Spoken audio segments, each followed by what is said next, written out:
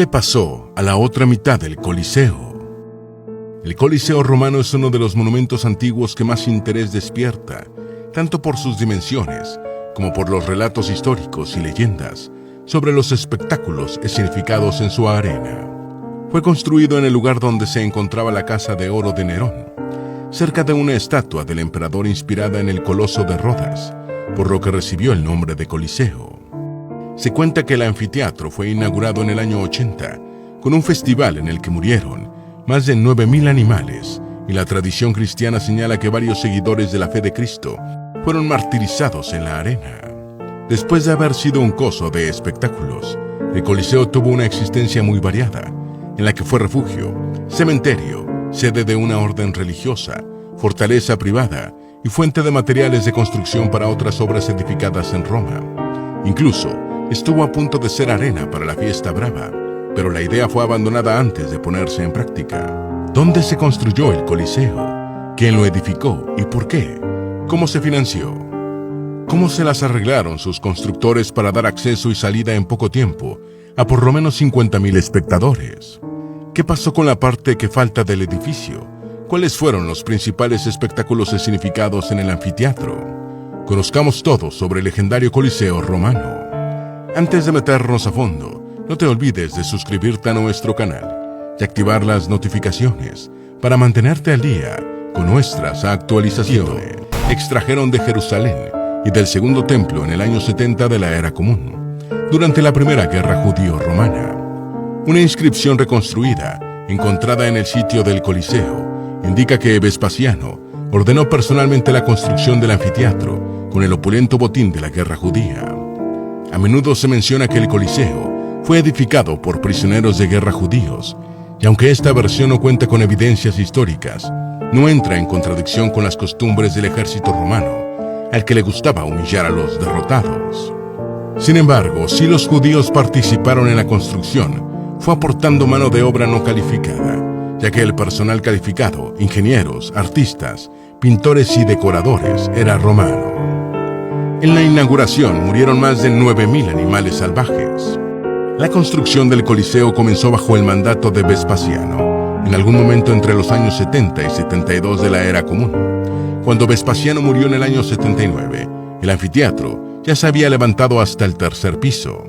Tito, hijo y sucesor del emperador fallecido, completó el nivel superior en el año 80, cuando se celebraron los pródigos Juegos Inaugurales, que duraron 100 días, y en los que murieron más de 9.000 animales salvajes, según reportó el historiador Dion Casio. La inauguración también fue celebrada en una emisión de monedas conmemorativas. Domiciano, hermano menor de Tito y su sucesor, añadió el hipogeo, las galerías subterráneas por las que circulaban las fieras y los infelices que debían enfrentarlas. El hijo menor de Vespasiano también añadió una galería superior para aumentar el aforo. Los condenados a muerte entraban desnudos a la arena para ser despedazados por fieras. A menudo, los combates y eventos de cacería se efectuaban en elaborados escenarios con edificios móviles, árboles y otras utilerías llevadas a la arena desde el subterráneo.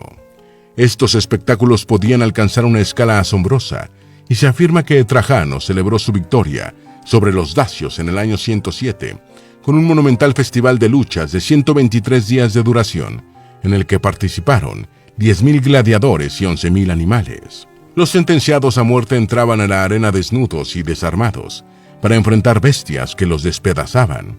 Para bajar un poco la tensión y el nivel de sangre, intervenían los magos y los acróbatas. Su nombre de Coliseo se inspiró en una estatua de Nerón. El nombre moderno del Coliseo es Anfiteatro Flavio, para significar que fue obra de la dinastía Flavia, a la que pertenecieron sus constructores, Vespasiano y sus hijos Tito y Domiciano. Se cree que el nombre Coliseo proviene de una enorme estatua de Nerón inspirada en el Coloso de Rodas. El término Coliseo deriva de la voz latina Coliseus, que significa gigantesco o colosal, un nombre alineado con el gran tamaño de la arena construida por la familia imperial Flavia. Después empezó a popularizarse el nombre de Coliseo para hacer referencia al anfiteatro cercano, al Coloso Solis. De la estatua de Nerón solo sobrevivió la base. Después de la muerte de Nerón por propia voluntad y de las guerras civiles del 69 de la Era Común, llamado el Año de los 4 Emperadores, la estatua colosal del hijo de Agripina la Menor fue remodelada por sus sucesores en el trono imperial, haciéndola semejante a Helios y Apolo, deidades relacionadas con el Sol, añadiendo una corona solar. Fue entonces cuando empezó a ser conocida comúnmente como Colossus Solis. La cabeza de Nerón fue sustituida por las respectivas testas de los emperadores sucesores. Incluso Constantino el Grande cuidó de que el rostro fuera muy parecido al suyo. A pesar de sus vínculos con el paganismo, la estatua se mantuvo en pie hasta bien avanzada la Edad Media, y se le atribuían poderes mágicos. El coloso que dio nombre al Coliseo finalmente cayó, posiblemente derribado para reutilizar el bronce. La estatua fue olvidada y solo sobrevivió su base entre las ruinas del anfiteatro y el cercano templo de Venus y Roma. Ocupó parte del terreno donde había estado la Casa de Oro de Nerón. El lugar seleccionado para la construcción del Coliseo fue un área llana en el fondo de un valle bajo, entre las colinas Celia, Esquilina y Palatina, a través del cual había discurrido un arroyo canalizado y se encontraba un lago pantanoso artificial. El área fue devastada por el gran incendio de Roma del año 64 de la Era Común, tras lo cual Nerón se apoderó de gran parte del predio para extender sus dominios personales. En ese lugar Nerón construyó la grandiosa Domus Aurea, o Casa de Oro, su vasto complejo ajardinado con un lago artificial, rodeado de pórticos, jardines y pabellones. El suministro de agua se aseguró mediante la ampliación del acueducto Aqua Claudia, y el enorme coloso de bronce fue instalado cerca de la entrada de la Domus Aurea. Fue concebido como el corazón geográfico y simbólico de Roma. Los constructores del Coliseo derribaron gran parte de la Domus Aurea. Aunque conservaron el coloso de Nerón, el lago se rellenó y después se iniciaron las obras del nuevo anfiteatro. Cerca se construyeron los edificios de apoyo. La decisión de Vespasiano de construir el Coliseo en el lugar donde estaba el lago de Nerón ha sido vista como una acción populista, mediante la cual el emperador devolvía al dominio público un área que había sido privatizada. En ese tiempo la mayoría de los anfiteatros eran edificados en las afueras de las ciudades, pero el Coliseo se construyó en el centro de Roma, constituyéndose en el corazón de la ciudad, tanto geográfica como simbólicamente. El rey ostrogodo, Teodorico el Grande, criticó un espectáculo de matanza de animales por su elevado costo. En el año 217 el Coliseo sufrió serios daños por un incendio iniciado por un rayo, según Dion Casio. El fuego destruyó el maderamen del nivel superior interior y se requirieron varios años para hacer las reparaciones. Las peleas de gladiadores prohibidas por Honorio son mencionadas por última vez en el año 435. La caza de animales continuó al menos hasta el año 523, cuando Anicio Máximo celebró su consulado con un monumental espectáculo de cacería que fue criticado por el rey ostrogodo Teodorico el Grande por su elevado costo. Se prohibieron los juegos violentos en el año 404. En el año 404 de la Era Común, ya hacía casi un cuarto de siglo desde que el cristianismo se había convertido en la religión oficial del Imperio Romano. Los cristianos guardaban terribles recuerdos de sus compañeros martirizados en el Coliseo durante la época de las persecuciones y venían presionando para el cese de los juegos violentos en la arena de entretenimiento. Asimismo, el paso del tiempo había inducido cambios en los gustos de la gente y los espectáculos violentos en el Coliseo finalmente fueron abolidos por el emperador Honorio en el año 404, aunque los delincuentes castigados siguieron luchando contra fieras durante un siglo más. A partir de ese momento el edificio tuvo una existencia accidentada, aunque resistió mejor que muchos otros inmuebles durante el declive del imperio. ¿Por qué se dejó de usar el Coliseo? En el año 422 el Coliseo sufrió daños por un terremoto y fue reparado por Teodosio II y Valentiniano III. Otras reparaciones se hicieron en los años 467, 472 y 508, mientras el coso era utilizado para caza de animales y combates de lucha libre. A partir del siglo VI empezó a mostrar signos de deterioro y se dejó crecer la hierba y la maleza en la arena, pasando cientos de años abandonado. En el siglo XII se convirtió en una fortaleza de las familias Frangipani y Anibaldi, y el gran terremoto de 1231 provocó el colapso de la fachada suroeste, convirtiéndose el Coliseo en una gran fuente de material de construcción dentro de la ciudad. De hecho, el Papa Alejandro VI lo arrendó como cantera. fue cementerio y guarida de bandidos. El Coliseo sufrió cambios radicales de uso a lo largo de su historia operativa. A finales del siglo VI, se encontraba en la estructura del anfiteatro una pequeña capilla que aparentemente no le confirió ningún significado religioso particular al anfiteatro. Durante un tiempo la arena se convirtió en cementerio y numerosos espacios abovedados fueron usados como viviendas y talleres, y según consta en documentos, estuvieron alquilados hasta el siglo XII. El traslado del papado a Aviñón, Francia, durante el siglo XIV, despobló parcialmente Roma, que se hizo una ciudad muy insegura, y el abandonado Coliseo se convirtió en guarida de delincuentes. El mármol fue quemado para fabricar cal viva. El gran terremoto de 1349 causó graves daños al anfiteatro, provocando el colapso del lado sur exterior, que se encontraba sobre un terreno aluvial poco estable. Gran parte de la piedra caída se reutilizó en la construcción de iglesias, palacios, hospitales y otros inmuebles en diferentes puntos de Roma. En 1377, el papado regresó de Aviñón a Roma y el Coliseo fue rescatado por la orden religiosa Acción Fraterna, que después ocupó un sector de la parte norte hasta comienzos del siglo XIX. El interior del anfiteatro fue despojado de buena parte de su piedra y la fachada de mármol se quemó para fabricar cal viva. Las abrazaderas de hierro de la mampostería fueron cortadas o arrancadas con palancas, dejando numerosas marcas todavía visibles. ¿Qué hizo el Papa Sixto V con el Coliseo? Durante los siglos XVI y XVII, los administradores de la Iglesia Católica buscaron un destino productivo para el Coliseo. El Papa Sixto V, reinante entre los años 1585 y 1590, planeó convertir el ruinoso inmueble en una fábrica de lana para dar ocupación a las trabajadoras sexuales de Roma. Sin embargo, esta idea quedó abortada cuando el severo y piadoso pontífice murió de malaria en el Palacio del Quirinal el 27 de agosto de 1590. En 1671, el cardenal Altieri autorizó el uso del Coliseo para corridas de toros, pero una protesta pública hizo que la idea fuera desechada apresuradamente. ¿Qué hizo el Papa Benedicto XIV con el Coliseo? Según una versión, en el año 1749, el Papa Benedicto XIV expuso la idea de que el Coliseo era un sitio sagrado, donde habían sido martirizados los primeros cristianos, y prohibió su uso como fuente de materiales de construcción. Benedicto XIV consagró el inmueble a la Pasión de Cristo y estableció el Vía Crucis, declarándolo santificado por la sangre derramada por los mártires cristianos que perecieron en el lugar. Sin embargo, no se dispone de evidencias que respalden estas afirmaciones y acciones por parte del Papa, y ni siquiera existen pruebas de que antes del siglo XVI alguien haya sugerido una idea parecida. La Enciclopedia Católica concluye que no existen basamentos históricos para la anterior suposición, más allá de la razonable conjetura de que algunos de los muchos mártires hayan muerto en el Coliseo. La fachada fue reforzada de 1807 a 1827. Los papas posteriores a Benedicto XIV a lo largo de la segunda mitad del siglo XVIII y primera década del siglo XIX abordaron algunos proyectos de recuperación y estabilización del Coliseo, eliminando la persistente vegetación y maleza que crecían por todas partes y amenazaban con dañar aún más la estructura del edificio. En 1807 y 1827 se realizaron intervenciones para reforzar la fachada con cuñas triangulares de ladrillo, mientras que el interior fue objeto de reparaciones en los años 1831 y 1846 y en la década de 1930.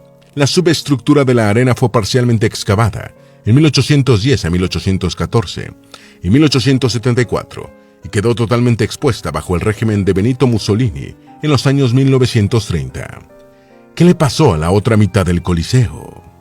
Después de ser utilizado como circo durante casi 500 años, el Coliseo tuvo una historia larga y compleja, en la que fue refugio habitacional, fábrica, sede de una orden religiosa, cementerio, fortaleza particular y fuente de materiales de construcción. Lo que quedaba del edificio no escapó a la costumbre europea de utilizar las ruinas de los inmuebles, en desuso, como centro de abastecimiento de materiales para la edificación de nuevas obras. Así, los bloques, la arena, la madera, los elementos metálicos y otros componentes del anfiteatro pasaron a formar parte de otras construcciones. Quizás sin que la gente lo sepa, algunos edificios romanos supervivientes de la época del Imperio guardan un poco del legendario Coliseo. Su forma es elíptica, tanto en la planta general como en la arena de espectáculos. A diferencia de la mayoría de los teatros romanos, construidos en las laderas de las colinas para aprovechar la pendiente como soporte de la estructura, el Coliseo fue erigido de forma totalmente independiente. Su planta es elíptica, con 189 metros de largo, 156 de ancho y una superficie de base de 24.000 metros cuadrados.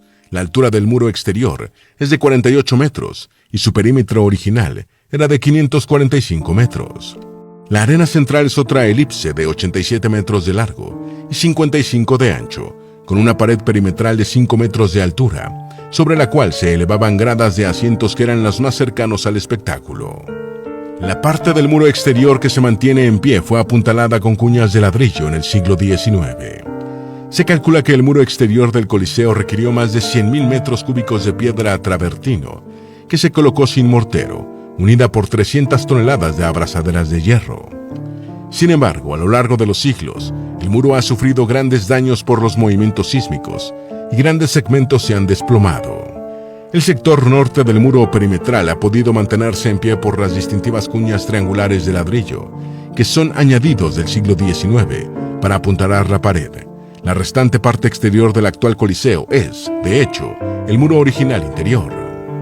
La parte superviviente de la fachada del muro exterior consta de 3 plantas superpuestas coronadas por un podio sobre el que se alza un ático, todo atravesado por ventanas intercaladas a intervalos regulares. Fue una arena con techo parcial retráctil. Las arcadas se encuentran enmarcadas por medias columnas de los 3 célebres órdenes griegos, dórico, jónico y corintio, mientras que el ático está ornamentado con pilastras corintias.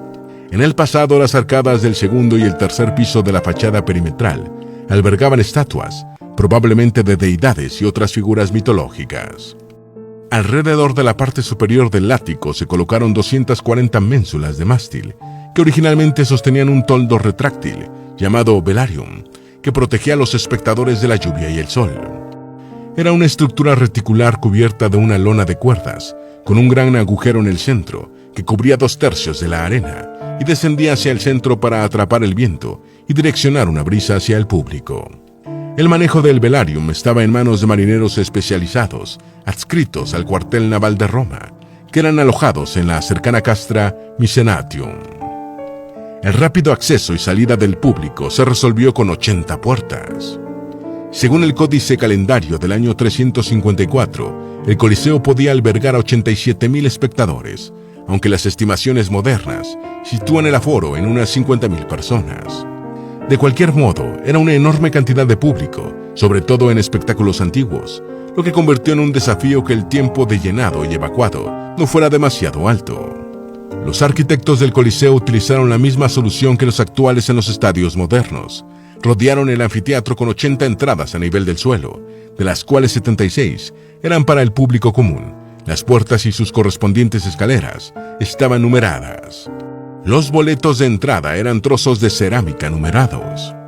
La entrada principal del lado norte estaba reservada para el uso exclusivo del emperador y sus ayudantes y acompañantes. Las otras 3 puertas reservadas probablemente eran utilizadas por las élites políticas, económicas y militares. Las 4 entradas axiales estaban prolijamente decoradas con relieves pintados, de los que se han conservado algunos fragmentos. La mayoría de los accesos desaparecieron con el colapso de la mayor parte del muro perimetral, pero las entradas 23 y 54 sobrevivieron, recordando que los modernos estadios de la actualidad tuvieron su antecedente hace casi 2000 años. Las entradas eran fragmentos de cerámica numerados que dirigían a los espectadores hacia sus secciones correspondientes. Los espectadores accedían a sus lugares a través de la vomitoria, unos pasillos que se abrían a las hileras de asientos y permitían una salida rápida. La palabra vomitoria significa descarga rápida y dio origen al término vómito. Las vírgenes vestales tenían palcos especiales en el lado sur. Los espectadores se sentaban en niveles que reflejaban nítidamente la naturaleza estratificada de la sociedad romana. Las mejores vistas de la arena eran unos palcos especiales en los lados norte y sur, reservados respectivamente para el emperador y su grupo y para las vírgenes vestales, las sacerdotisas consagradas a mantener el fuego del hogar en el templo de la diosa Vesta. La clase senatorial se sentaba en unos podios o plataformas que flanqueaban los palcos especiales, y sus miembros enviaban sus propias sillas con sus ayudantes cuando tenían previsto asistir a un espectáculo. Todavía sobre la piedra es posible ver los nombres grabados de algunos senadores en las áreas que tenían reservadas. Los sepultureros y los actores tenían prohibida la entrada. Por encima de los senadores, en un nivel llamado Mainianum Primum, se sentaban los miembros de la nobleza no senatorial y los caballeros. A continuación seguía el nivel Mainianum Secundum, con una sección inferior o Imum, reservada para los ciudadanos ricos, y una sección superior o Summum, para los ciudadanos romanos pobres. También estaban habilitados sectores específicos para grupos particulares, como soldados con licencia, niños con sus tutores, dignatarios extranjeros, sacerdotes, escribas y otros. Se esperaba que la nobleza y los ciudadanos llevaran sus cojines para no molestar, sus posaderas sentándose directamente sobre el mármol o la piedra corriente. En la parte más alta se sentaban los esclavos y las mujeres comunes. 3 grupos de personas tenían prohibida la entrada: los sepultureros, los gladiadores retirados y los actores. Los animales ascendían desde el hipogeo a través de 80 pozos verticales. El área de espectáculos era un piso de madera cubierto de arena, debajo del cual había una elaborada estructura de túneles, pasillos y jaulas llamada hipogeo, palabra que significa subterráneo. Del suelo original de la arena no quedó nada, pero el hipogeo todavía es claramente visible. Estaba constituido por 2 niveles de pasadizos y jaulas donde esperaban los gladiadores y las fieras antes de los combates. El acceso a la arena desde el hipogeo de los animales enjaulados se realizaba rápidamente a través de 80 pozos verticales. Igualmente, el subterráneo albergaba piezas de escenografía que eran subidas según las necesidades. Los animales más pesados, como elefantes e hipopótamos, tenían accesos especiales. Varios túneles exteriores conducían a los animales al hipogeo desde los establos. El hipogeo estaba conectado con varios puntos exteriores al coliseo mediante túneles. Entre estas conexiones estaban las que conducían a los cuarteles de los gladiadores y a los establos de los animales. El emperador y las vírgenes vestales también contaban con túneles para acceder al anfiteatro, sin necesidad de mezclarse con las multitudes a ras de la calle. En el hipogeo también había una considerable cantidad de maquinaria formada por ascensores y poleas para subir los animales enjaulados hasta la arena a través de los pozos. El sudor de los gladiadores era altamente cotizado. El Coliseo se convirtió en toda una industria en Roma, generando una variada actividad económica en torno suyo. Todavía son visibles las ruinas de la Ludus Magnus, la gran escuela de gladiadores donde se formaban los combatientes. Desde la Ludus Magnus partía un túnel que llevaba a los gladiadores al Coliseo, lo que era una necesidad debido a que algunos combatientes eran celebridades que evitaban andar por las calles. El Ludus Magnus tenía su propio campo de entrenamiento, que por sí solo era una atracción popular, asediado por los miles de fans de los gladiadores más famosos. Mujeres ricas pagaban fortunas por un frasquito de sudor de su gladiador favorito, al que le atribuían propiedades afrodisíacas, mezclando unas gotas con el vino. Los misteriosos postes de piedra. Otro instituto cercano al Coliseo era la Ludus Matutinus, o escuela matutina, donde entrenaban los luchadores que tenían que vérselas con animales. También en las proximidades se encontraba el Armamentarium, o armería, donde se conservaban las armas de los gladiadores, el Summum Shoragium, donde se guardaba maquinaria, el Sanatorio, donde eran curados los luchadores, y el Spolarium, donde los cuerpos de los combatientes muertos eran despojados de sus armaduras y objetos de valor. Alrededor del perímetro del Coliseo, a una distancia de 18 metros, había una serie de altos postes de piedra, de los cuales quedan 5 en el lado oeste. No se sabe exactamente cuál era la función de estos postes. Se ha especulado que pudieron haber sido un límite para el control de los asistentes, un componente del sistema de anclaje del velarium. Por su arena corrió la sangre de una gran variedad de animales. El Coliseo funcionó como una industria en la que participaron tanto el Estado como la empresa privada. Los espectáculos llamados munera estaban a cargo de particulares, sin la intervención del gobierno. Altos funcionarios, como cónsules, celebraban su ascenso al poder organizando un espectáculo, sin dejar muy claro si lo estaban financiando de su bolsillo o de las arcas del Estado. Los eventos a menudo eran demostraciones de poder y prestigio de sus patrocinadores.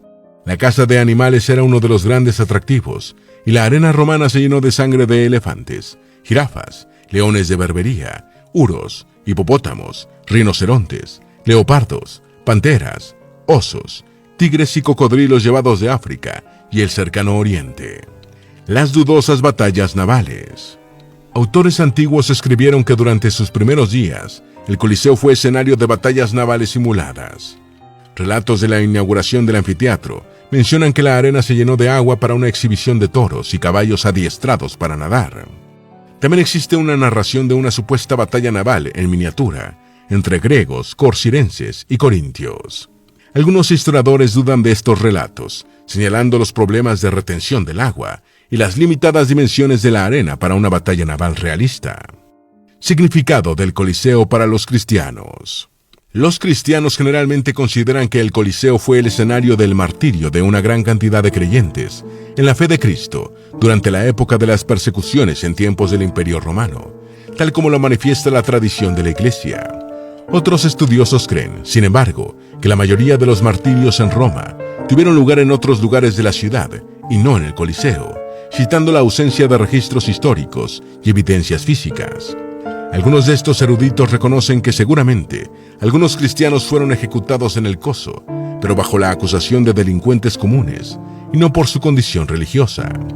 Agregan que la mayoría de los mártires cristianos del cristianismo primitivo que fueron ejecutados en Roma por su fe murieron en el Circo Máximo. Según el obispo Irineo, quien murió en torno al año 202, el mártir Ignacio de Antioquía fue arrojado a los leones, pero no afirma que el martirio hubiera ocurrido en el Coliseo, aunque la tradición cristiana señala que fue en ese lugar. Es el símbolo mundial de la campaña contra la pena de muerte. El Coliseo es actualmente una de las atracciones turísticas más populares de Roma, y durante el trimestre transcurrido entre junio y agosto de 2023, fue visitado por 2.3 millones de personas. Entre los años 1993 y 2000, fue sometido a un trabajo de restauración que costó 19.3 millones de dólares. En los últimos años, el anfiteatro se ha convertido en el símbolo mundial de una campaña internacional contra la pena capital. En noviembre de 2012, fue iluminado en color oro para celebrar la abolición de la pena de muerte en el estado norteamericano de Connecticut.